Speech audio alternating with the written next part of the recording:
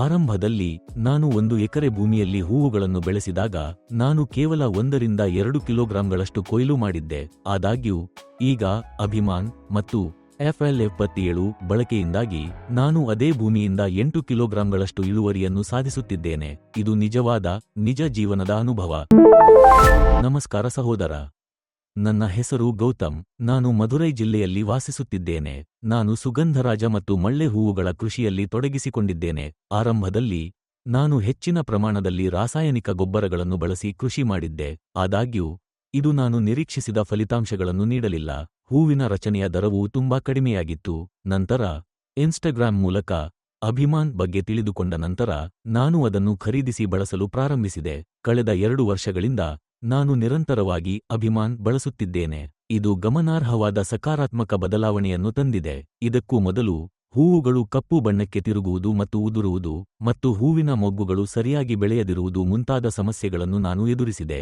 ಈ ಸಮಸ್ಯೆಗಳನ್ನು ಪರಿಹರಿಸಲು ನಾನು ಹಲವಾರು ಪರಿಹಾರಗಳನ್ನು ಪ್ರಯತ್ನಿಸಿದೆ. ಎಕರೆಗೆ 4,000 ರೂಪಾಯಿವರೆಗೆ ಖರ್ಚು ಮಾಡಿದರೂ ಯಾವುದೇ ಸುಧಾರಣೆ ಕಂಡುಬಂದಿಲ್ಲ. ಅಂತಿಮವಾಗಿ ನನಗೆ ಬಹಳ ಕಡಿಮೆ ಆದಾಯ ಸಿಕ್ಕಿತು.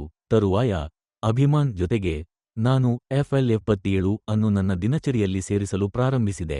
ನಾನು ಅದನ್ನು 100 ಲೀಟರ್ ನೀರಿನಲ್ಲಿ ಬೆರೆಸಿ ಬೆಳೆಗಳ ಮೇಲೆ ಸಿಂಪಡಿಸಿದೆ. ನಾನು ಈ ಮಿಶ್ರಣವನ್ನು ನೇರವಾಗಿ ಸಸ್ಯದ ಸಸಿಗಳಿಗೆ ಹಚ್ಚಿದೆ. ಪರಿಣಾಮವಾಗಿ ಬೇರಿನ ಬೆಳವಣಿಗೆ ಸುಧಾರಿಸಿತು. ಇದಲ್ಲದೆ ನನ್ನ ತೆಂಗಿನ ಸಸಿಗಳಿಗೆ ಕೋಕೋ ಮ್ಯಾಕ್ಸ್ ಎಂಬ ಉತ್ಪನ್ನವನ್ನು ಬಳಸಲು ನನಗೆ ಸೂಚಿಸಲಾಯಿತು. ನಾನು ಪ್ರತಿ ಸಸಿಗೆ 25 ಮಿಲಿಲೀಟರ್ ಡೋಸೇಜ್ ಅನ್ನು ಹಾಕಿದೆ. ನಾನು ಒಟ್ಟು 140 ಸಸಿಗಳನ್ನು ನೆಟ್ಟಿದ್ದೇನೆ. ಕೇವಲ 6 ತಿಂಗಳೊಳಗೆ ಸಸಿಗಳು ಅತ್ಯುತ್ತಮ ಬೆಳವಣಿಗೆಯನ್ನು ತೋರಿಸಿವೆ. ನಾನು ತಿಂಗಳಿಗೊಮ್ಮೆ ಅಭಿಮಾನ್ ಅನ್ನು ಅನ್ವಯಿಸುತ್ತೇನೆ.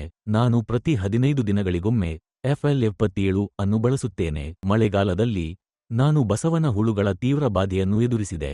ಇದು ಹೂವುಗಳು ಕಪ್ಪು ಬಣ್ಣಕ್ಕೆ ತಿರುಗಿ ಉದುರಿಹೋಗುವ ಸಮಸ್ಯೆಗೆ ಕಾರಣವಾಯಿತು. ಪ್ರಸ್ತುತ ಆ ಸಮಸ್ಯೆ ಸಂಪೂರ್ಣವಾಗಿ ನಿಯಂತ್ರಣದಲ್ಲಿದೆ. ಆರಂಭಿಕ ಹಂತಗಳಲ್ಲಿ ನಾನು ಎಕರೆಗೆ ಕೇವಲ 1-2 ಕಿಲೋಗ್ರಾಂಗಳಷ್ಟು ಹೂವುಗಳನ್ನು ಕೊಯ್ಲು ಮಾಡುತ್ತಿದ್ದೆ. ಪ್ರಸ್ತುತ ಅಭಿಮಾನ್ ಮತ್ತು FL77 ಅನ್ನು ಬಳಸಿದ ನಂತರ ಒಂದೇ ಭೂಮಿಯಿಂದ 8 ಕಿಲೋಗ್ರಾಂಗಳಷ್ಟು ಇಳುವರಿಯನ್ನು ಪಡೆಯಲಾಗುತ್ತಿದೆ.